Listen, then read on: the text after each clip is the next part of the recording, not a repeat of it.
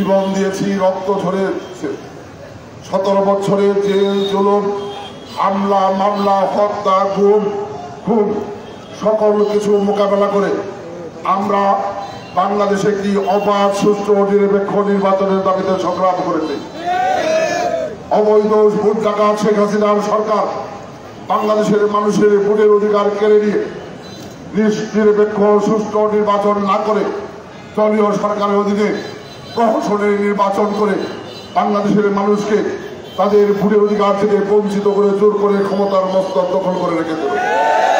যে কারণে আমরা সংগ্রাম করেছিলাম ওই অবৈধ ভোট ডাকাত শেখ হাসিনা সরকারকে ক্ষমতার মস্তক থেকে নামানো এবং নিরপেক্ষ সরকারের অবাধ সুষ্ঠু নিরপেক্ষ নির্বাচন। এই সংগ্রাম করতে গিয়ে 17 বছরে দেশনেত্রী বেগম খালেদা জিয়া সহ লক্ষ লক্ষ নেতাকর্মীকে মিথ্যে মামলায় দীর্ঘদিন হাজতবাস করতে হয়েছে। এই সংগ্রাম করার কারণে আমাদের সাবেক এমপি ইলিয়াস আলী সহ অনেকেই হত্যা, গুম, খুনের শিকার হয়েছে। এই সংগ্রাম করার কারণে আমাদের বিএনপির 38 লক্ষ নেতাকর্মীকে মিথ্যে গাইবি মামলা দেওয়া হয়েছে। বিএনপির নেতাকর্মীদের বাড়ি বাড়ি হামলা, জুলুম, নির্যাতন চালানো হয়েছে। তারপরেও বিএনপি এই সংগ্রামে অবিচল ছিল। সর্বশেষ বিএনপির সমর্থনে এবং সাধারণ ছাত্রছাত্রীদের যে বৈষম্য বিরোধী আন্দোলন, সেই আন্দোলন বিএনপির সমর্থনের মধ্য দিয়ে, জনগণের অংশগ্রহণের মধ্য দিয়ে একটি গণ অভ্যুত্থানের রূপ নেয়।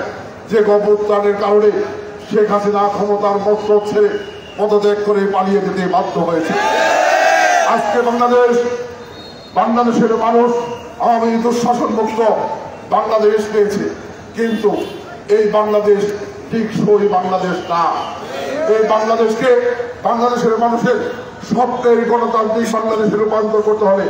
যত দ্রুত সম্ভব এই সরকারের অধীনে অবাধ, সুষ্ঠু, নিরপেক্ষ নির্বাচন বাংলাদেশের মানুষের প্রাণের দাবি।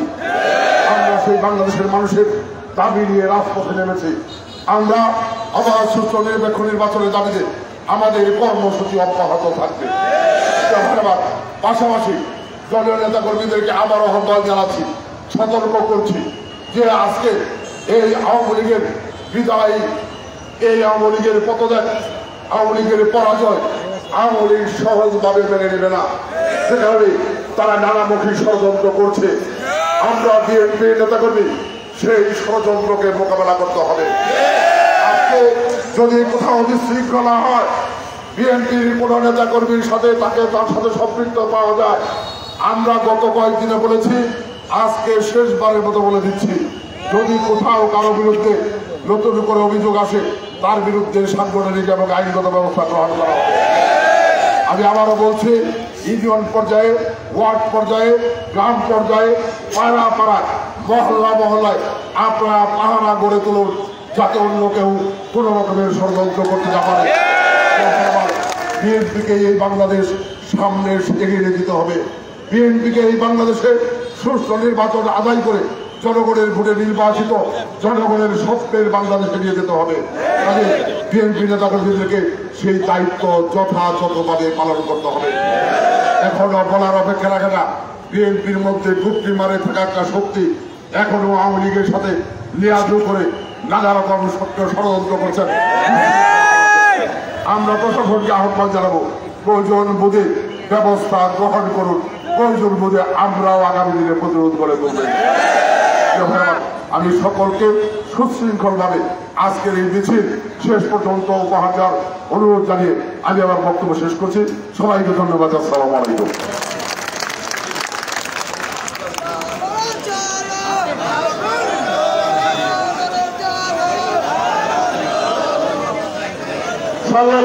সবাই নেতৃবৃন্দ, দয়া করে সভাপতি একটা আহ্বান জানাই, মিছিলের সামনে কেউ হুড়াহুড়ি করবেন না।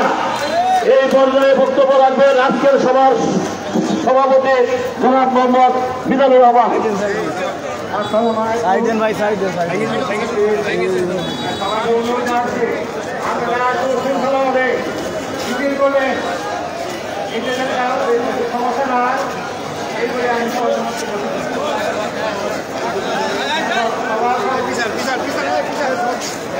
আগে মিছিল আবেদন ভাই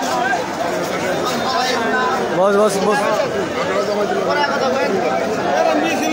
ভাই আসতে দেন ভাই আসতে দেন ভাই আসতে দেন